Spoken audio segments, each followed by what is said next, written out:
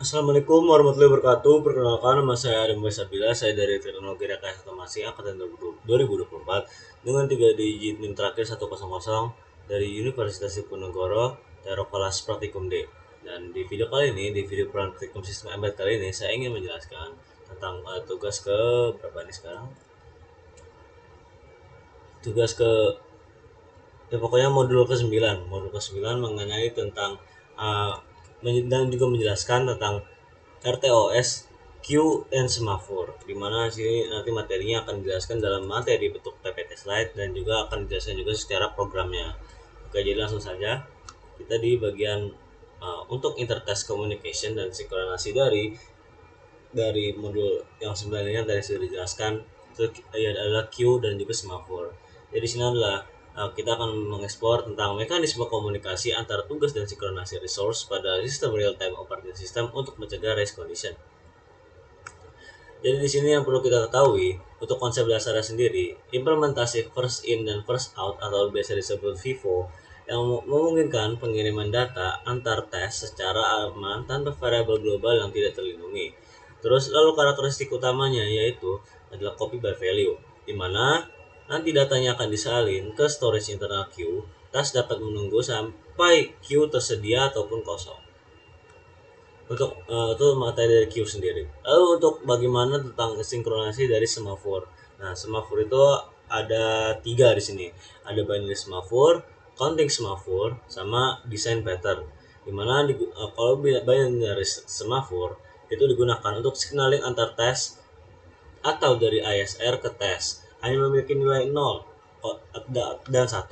Lalu kalau misalkan di sini digunakan untuk konteks semafor digunakan untuk mengelola resource pool, menghitung jumlah resource pool, menghitung jumlah resource yang tersedia, misalnya jumlah slot parkir. Lalu desain pattern dapat dikonfigurasi untuk pola producer consumer atau reader writer. Lalu di sini ada perbandingannya multi duplex versus semafor. Dimana ini kalau proteksi sumber dayanya ini berbeda dengan semafor. Multi duplex memiliki konsep ownership. Hanya tes yang mengambil multi duplex yang boleh mengambilnya. Dan biasanya di sini ada priority inheritance-nya. Itu mekanisme otomatis untuk mencegah priority inversion dengan menaikkan priority test yang memegang lock. Terus di sini ada percobaan-percobaan yang bisa dicoba gitu, kayak misalkan di percobaan pertama ada Q basic, itu tuh fokusnya tuh untuk ke send dan juga receive count. Lalu di sini untuk Q struct itu ada fokusnya tuh ke multiple sensor, dimana nanti kita akan menjelaskan kayak gimana cara tuh dalam satu prosesor dengan melalui via struct identification identification. Lalu di sini ada Q multiple, itu dimana fokusnya itu ke command status pipeline dua arah antar tes. Lalu di sini ada Q ISR, dimana nanti itu ada fokus fokus demonstrasinya itu melalui hanya button ISR, lalu ke Q, dan juga nanti akan menghasilkan output LED toggle dan juga analisa latensi. Lalu di sini ada Q set, multiplex receive dari 2Q secara efisien. Lalu di sini ada binary semafor.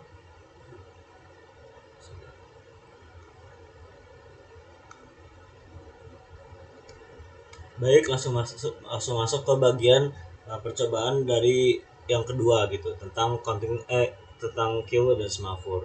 Dimana nanti percobaan ketujuh ada counting semafor. Itu tuh fokusnya kepada five worker sama three resource management sama waiting behaviornya, kita mau pelajari bagian itu.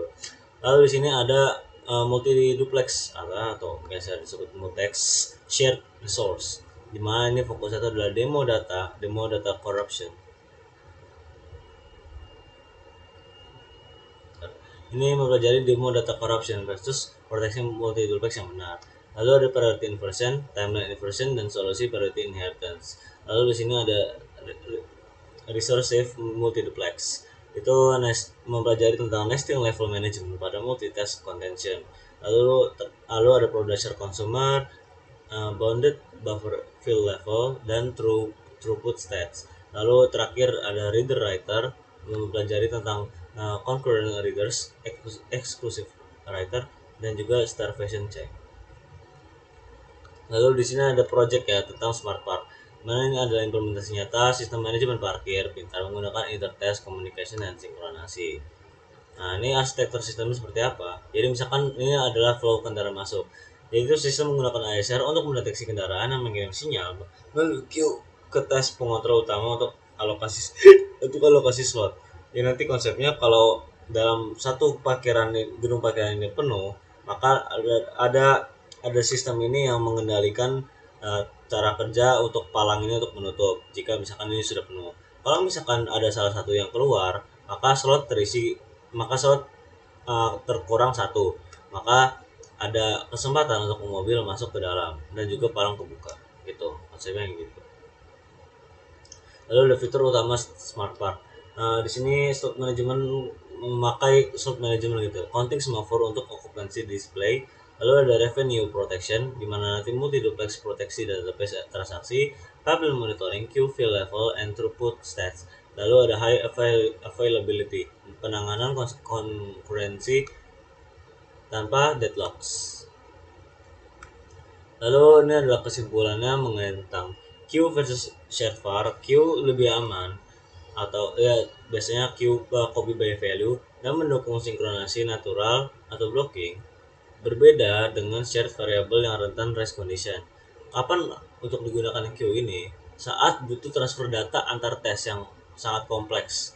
Lalu di sini ada kapan menggunakan multi duplex, itu tuh menggunakan khusus untuk proteksi akses ke eksklusif ke peripheral atau memori bersama. Lalu di sini ada kapan gunakan semafor, gunakan untuk signaling event sederhana atau menghitung resource.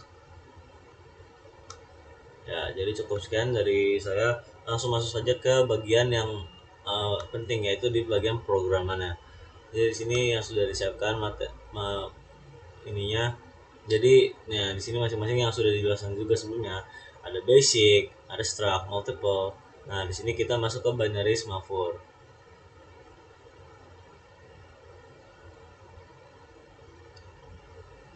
Nah, jadi di sini kan kalian bisa lihat sendiri untuk bagian programnya. Untuk bagian pemrograman ya untuk yang counting semafor ini seperti ini ya guys ya. Nah, jadi misalkan ada static void let test, lalu di sini juga ada fungsi dari void up main-nya.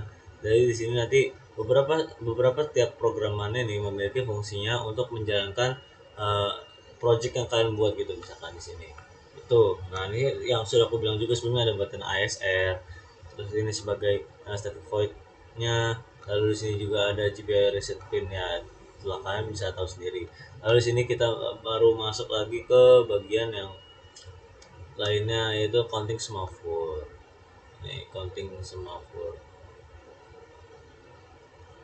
Nah, di counting semafornya ini kalian bisa lihat juga di mana ini memiliki fungsi masing-masing juga dari tiap line programnya gitu.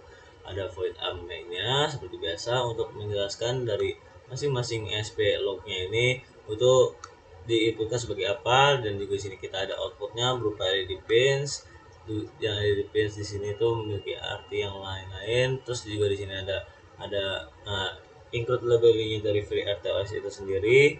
Terus juga nih ada fungsi yang paling penting nih, pasti tiap tabnya ada UX semaphore get count. Nah, itu pasti line program ini tuh digunakan untuk ya ntar resource yang sudah kita simpan dan kita dianalisis di datanya itu nanti bakal di counting dan juga bakal di hold gitu by the system gitu. Nah, jadi seperti itu untuk videonya, seperti ini kurang lebih.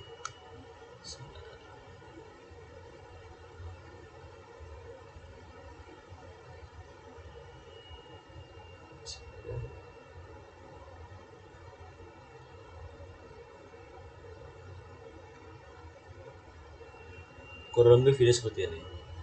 Jadi di sini adalah program RTOS multitasking, di mana di sini membaca suhu DHT22 dan disimpan di SD card ini, di mana bisa dilihat di serial monitor.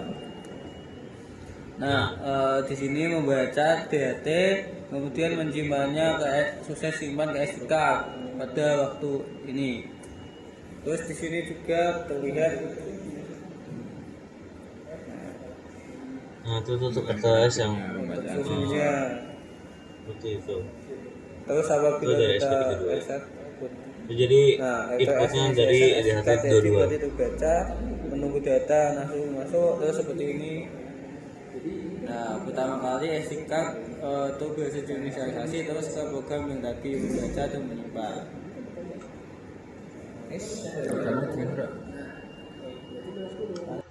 Nah, seperti itu guys untuk dari materi mengenai tentang free RTOS, tentang Q dan juga semafor.